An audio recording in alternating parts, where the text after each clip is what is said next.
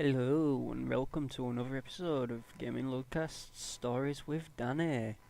This is episode 4 of the Hellmoo stories, and this time we have Phucked at Phage Labs Part 2.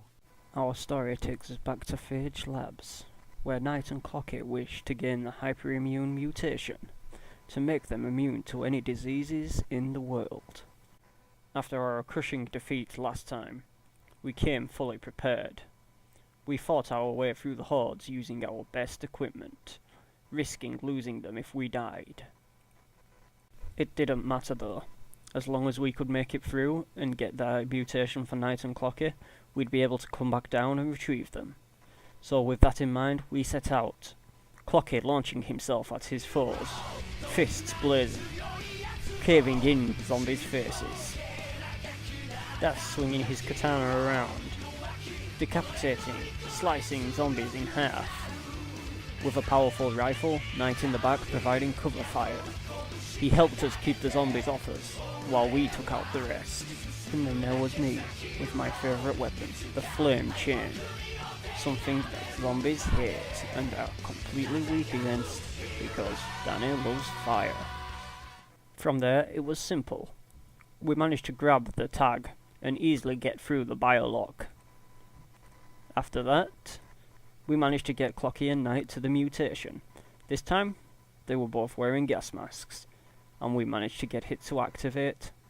Our goal is success. And with Knight's and Clocky's bodies mutating, taking on the benefits of the hyperimmune mutation, we did the last thing we needed to do in this place. We ran.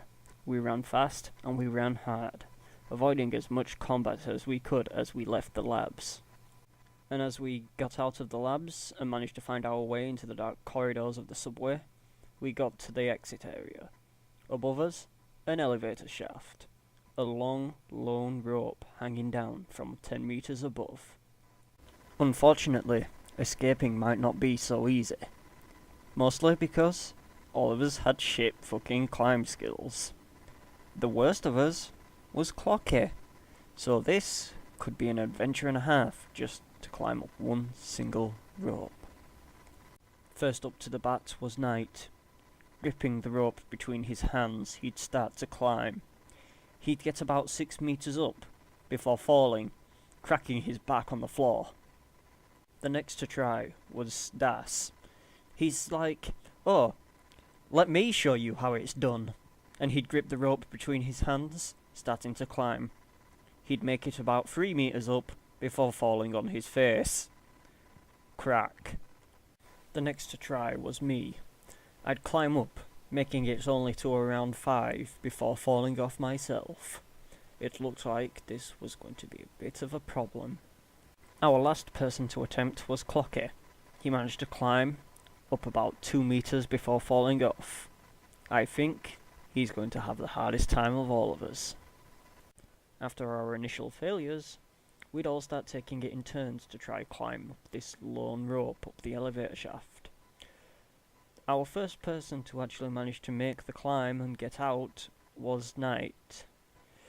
Thankfully, that meant the rest of us would have a chance too, and it motivated us to try even harder. Second up was Das. With me and Clocky left on the ground, we'd be looking up to those two waving down at us. We can do this.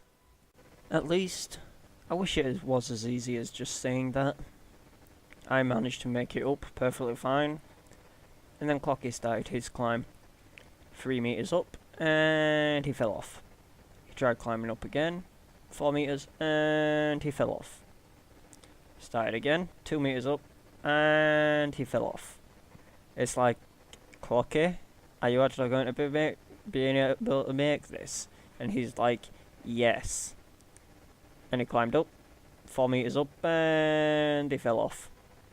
On his next try, Clocky managed to make it an amazing 9 meters up before he fell. He hit the ground hard, and when he did, there was a loud crack. Turns out, that crack was Clocky's leg breaking. I skidded back down the rope quickly, bringing my first aid kit to try and help him heal it. It was a success. I managed to successfully bandage and heal his broken leg right there and then. After having his leg healed, Clocky would start trying to climb again. 4 meters, he fell. 5 meters, he fell. 3 meters, he fell. 8 meters, he fell. Crack! His other leg was broken. I sighed and sat it down to fix that too, bandaging his leg to heal him. Another success. I managed to bandage up his leg perfectly fine. Hopefully, if he started climbing now, we'd actually be able to get him up out of there so we could just go home. He started to climb. 6 meters, fell. 3 meters, fell. 5 meters, fell. So many times Clocky would just climb and then fall. He even just grabbed the rope at one point and fell immediately. Stupid Clocky stats. He'd start to climb again. 9 meters, fell. Crack. This time, he'd broken his arm. God damn it, Clocky. So I fixed up his arm as well, started bandaging it, and that was a success too. By this point, we must have spent a good 15 minutes or so. So, Clocky decides, you know what, I'm going to start trying even harder now. Starts spamming to go up. He manages to go 3 meters, fell. 2 meters, fell. 6 meters, fell. Until he got all the way up to about 9.5 meters, and fell. Crack. He landed on his head. He didn't seem to have any damage done to him from it, so I just neglected looking. He started to climb, he fell. He started to climb, he fell. He wasn't even making it anywhere now, so he checked his stats. Apparently, all of his stats had gone down by 6 at this point. And it was like, Danny, what the fuck is going on with me? So I had a good look at him. And I stood up, and I'm just like, I really don't know how to break this to you, Clocky, but, you've got Down syndrome. And that was the story of Phage Labs. Eventually, yes, Clocky did manage to get out with our help, and we managed to go home. But that was all that was interesting that happened after, so that's not going to be its own story. Thank you for listening to these. This has been Hellmoo episode 4 with Phage Labs part 2.